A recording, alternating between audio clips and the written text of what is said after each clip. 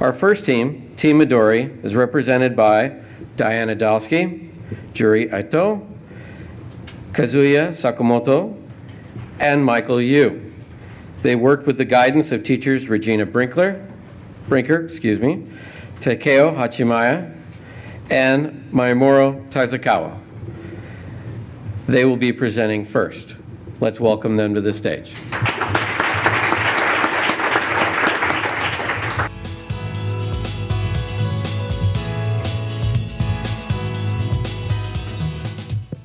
Hello, my name is Kazuya. I'm Michael. My name is Juri. I'm Diana. And our community is Sendai. Sendai is a city in Miyagi Prefecture that was hit by March 11 earthquake and tsunami, causing around 700 deaths and about 640 billion yen in damage. We have the opportunity to remake Sendai into a community that can better prepare for these kinds of disasters. Sendai currently has a population of little over 1 million citizens, and one of the main problems with Sendai is a decreasing population because of young people going to Tokyo, as well as the 3/11 tsunami.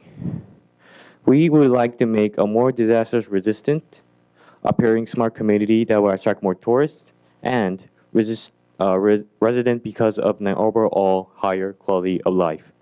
First of all, I'm going to talk about the tsunami prevention in Sendai. Our solution to tsunami prevention is making a breakwater forest that is planted in front of the concrete seawalls that are already in Sendai. This forest acts as a seawall while keeping green space in community. We already had this idea in 1839. In 1839, when the tsunami hit the coast, people there decided to make a breakwater forest made by Japanese pine trees, or matsu. And it didn't really work. What it did at the 2011 tsunami was they actually fall down really easily, and it crashed into the building, and it pulled down people, cars, and building into the ocean. So what we're going to do is we're going to make a breakwater forest that has various kinds of trees and bushes with strong roots. And this will, when the tsunami came, this won't prevent 100% of the tsunami, but it will make the tsunami more weaker. And it catches people, building, and cars when it's dragging down to the ocean. And we are also stressing these trees by planting them high up on mounds.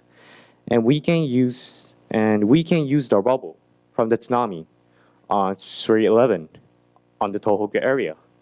And what we all have to do is all we have to do is separate the rubble into what we can use and what we cannot use, and use what we can use rubble into and pile it up as a mound. And all you have to do is put a dirt on it and plant the tree, and this is what it's going to look like. We're gonna have a mound, so the forest is gonna be higher, and it's gonna be a nice look because it has many trees, and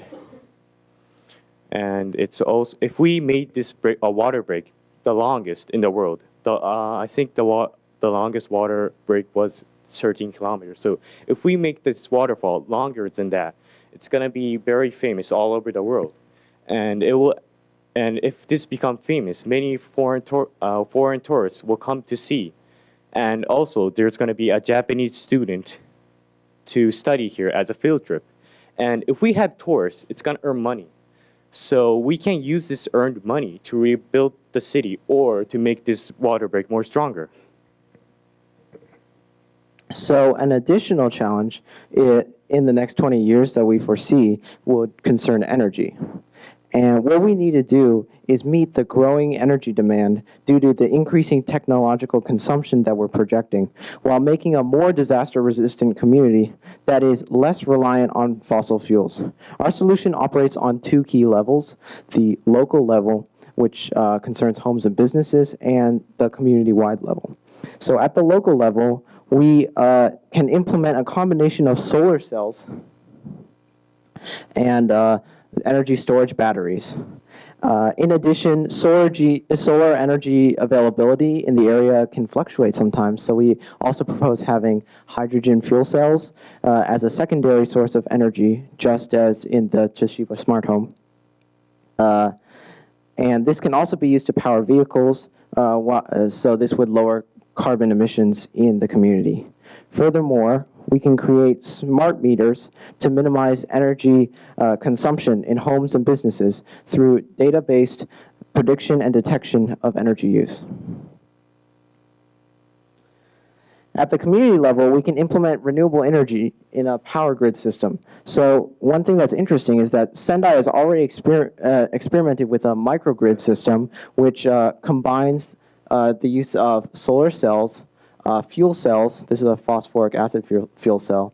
And then we have natural gas as well. And they found that this was able to recover from a major interruption in about 1 minute, which is which would allow transportation services and hospitals to run relatively uninterrupted during a major disaster.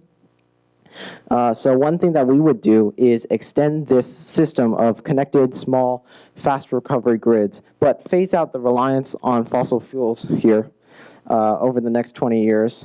And we would implement instead wind and tidal energy in the area in conjunction with large-scale energy storage solutions, such as supercapacitors or flow batteries. These renewable sources are perfectly suited to the environment, climate in Sendai, with wind speeds around 7 miles per hour and constant tides reaching 2 meters inland. In conclusion, implementing these solutions can lead to a cleaner and more disaster-resistant community. Another concern we have is transportation. Sendai must urgently rebuild the coastal city for a more smooth escape from tsunamis and for better traffic.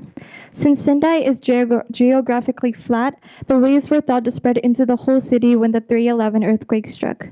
However, since the Sendai East High Road, which is this green line over here, was 6 meters high, it prevented the waves from spreading further into the west, which is further inland. So our first goal for transportation is to build roads higher and stronger and to create communities on the west side of these high roads. There are other things that we need to improve besides preparing for the earthquake. Sendai is ranked the 9th worst traffic congestion city in Japan. It's gotten to a point where Sendai had to create a new subway this December as an alternative to cars, which turns into obstacles in the case of natural disasters. So our solution to this is to design a smart traffic system that tracks and controls automobile transportation. By linking Intelligent Transportation System, or ITCs, we could drastically improve driving experiences in Sendai. Although Japanese car companies have already developed the ITC system, it has yet to be completely synchronized. We have also designed numerous smart on-road facilities for a better driving experience, including automated drive-through systems and LED information panels that display data such as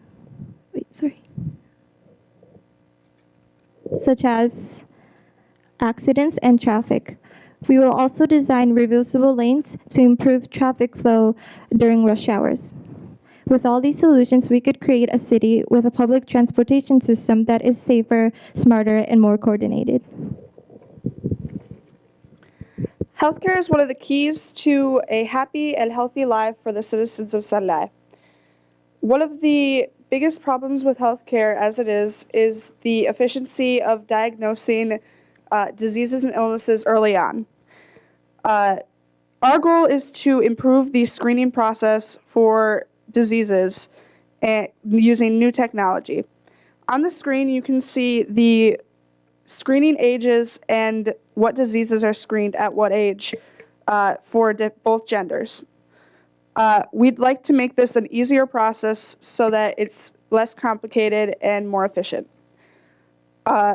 We would like to use necklace or bracelets like Toshiba's smartware, which could track and record as well as scan your body for health problems and risks regularly. We would also like the data to be transferred to the cloud so that each user could have records built in for their health, as well as a citywide health recording so that the hospitals would know what the larger areas of health would need to be focused on. By advancing the Toshiba smartware technology, it will lead to easier diagnosis of illnesses and diseases and healthier and happier citizens of Sendai. Therefore, by implementing all of these plans together, we'll be able to create a cleaner, happier, and healthier community within the Sendai area. Thank you. Arigato.